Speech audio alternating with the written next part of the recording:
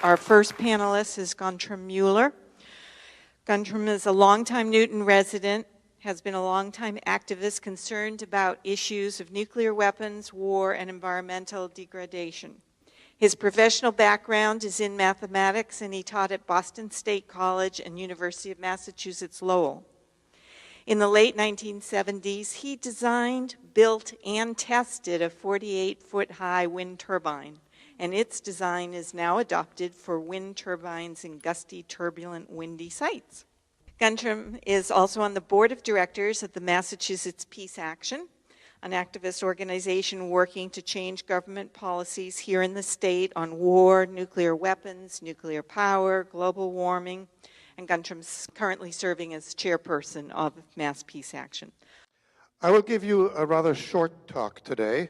Basically, I want to send you home with 3 ideas. The first of these is, I'll give you a little history. You may have heard of the Year of No Summer.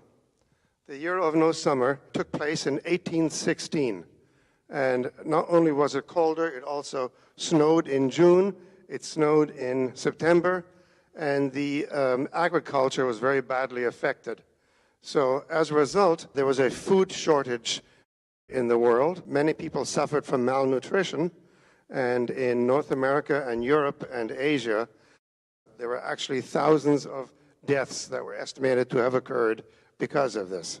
Now, why was there this year without a summer?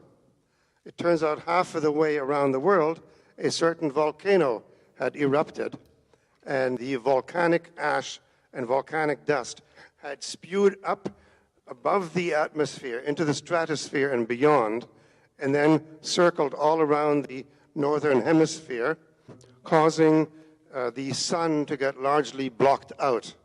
So the sun couldn't reach, and therefore the plants couldn't grow, and people, in fact, died because of that. In the 70s and 80s, Carl Sagan, the man who said billions and billions, he and some other scientists were aware of the fact that the same thing could happen with nuclear weapons.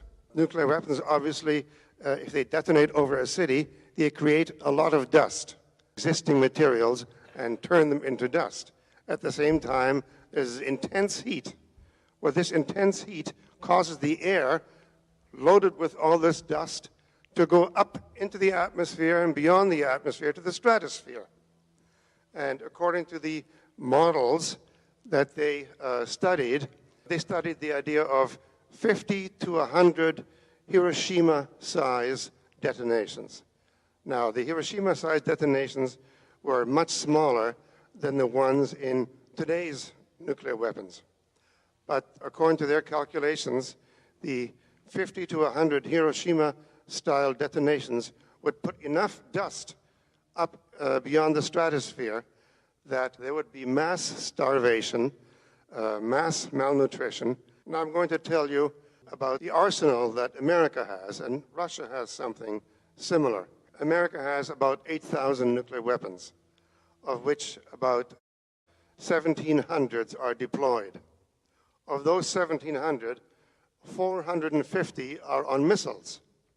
They are sitting right now in the northern part of the American Midwest, ready to go with 2 minutes' notice. 450 of them. If they were to be used with their enhanced, or let's say their larger detonation power compared to Hiroshima, we would definitely have a nuclear winter. We would definitely have mass starvation. It makes you wonder, why do we have these? Why do we have these? I mean, are we going to use them, causing everyone to die of slow starvation? So that's the first take-home message. The second one is concerning the Non-Proliferation Treaty of 1970. Now, the Non-Proliferation Treaty is the strongest treaty that we have against nuclear weapons. It's basically a grand bargain. The non-nuclear states, the ones that don't have nuclear weapons, they have agreed not to obtain nuclear weapons, while the nuclear states, the ones that do have them, have agreed to, quote, negotiate in good faith, unquote, to get rid of all the nuclear weapons worldwide for complete nuclear disarmament. Like I mentioned, this was in 1970. As it stands, we are still waiting for the first meeting to take care of this negotiation to get rid of nuclear weapons. America certainly has met with Russia and have reduced the number of nuclear weapons. Worldwide, there used to be 63,000 of them at the height of the Cold War. Now there's a mere 17,000. Mere. We have a ways to go, but nevertheless, a huge progress has been made, which shows that things can be done. In these 44 years, as you might imagine, the non-nuclear states have been getting rather impatient. Why should these countries over here be privileged to have nuclear weapons while the rest of us over here are not privileged to have those weapons, putting us at a disadvantage, seemingly, in terms of relations? They've complained loudly over the years and threatened over the years. They will have another chance in April of this coming year, 2015, because the Non-Proliferation Treaty has a review conference every 5 years to check up on how things are going, whether they are working, not working. So the non-nuclear states are getting rather impatient about this.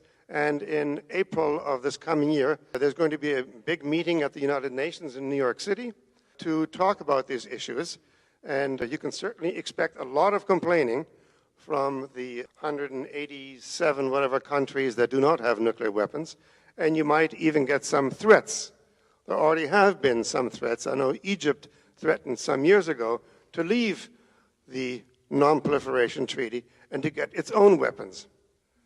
Well, you can see if Egypt were to get weapons, then that might have some cascading consequences. You know, I'm thinking of Iran, I'm thinking of Saudi Arabia. I have read that Saudi Arabia has nuclear weapons sitting on the shelf in Pakistan. Saudi Arabia paid for the Pakistani effort to make nuclear weapons. And I mean, I'm not sure how credible that is, but that is what I read, and that may well be true. Threatening to leave the Non-Proliferation Treaty would be a very bad development. And the point is that America really and the other nuclear countries really should get together and have their first negotiation, their first meeting to look at the agenda. How can this happen to get rid of nuclear weapons? How do we get from here to there? So that's the second take-home message, that America and the other nuclear states have been violating the treaty, the most important treaty that we have. According to the American Constitution, Article 6, the international treaties properly ratified, which this one is, are the supreme law of the land. So not only does America seem to be violating the treaty, it is also violating the Constitution. Like I say, that's your second take-home message. Now let me tell you a little story about Franklin Delano Roosevelt. The organizer, Saul Alinsky, at one point went to see FDR, and after a long conversation, FDR said, "Well, you've convinced me. Now go out and make me do it." So that's our job. Our job is to make them do it, because they might have difficulty doing it even if they want to. They need support. That's where we as citizens come in. Now you might say, well, how much good can we do? Well, we have John F. Kennedy's word on it. He said that it was the mothers marching in the street protesting against the atmospheric testing of nuclear weapons, where the strontium fallout would show up in the milk that children would drink. It was the mothers marching in the street that got him to change his mind. Now just keep that in mind. What is it that we can do? Well, on our own, we can do things like talk to our family and friends about this.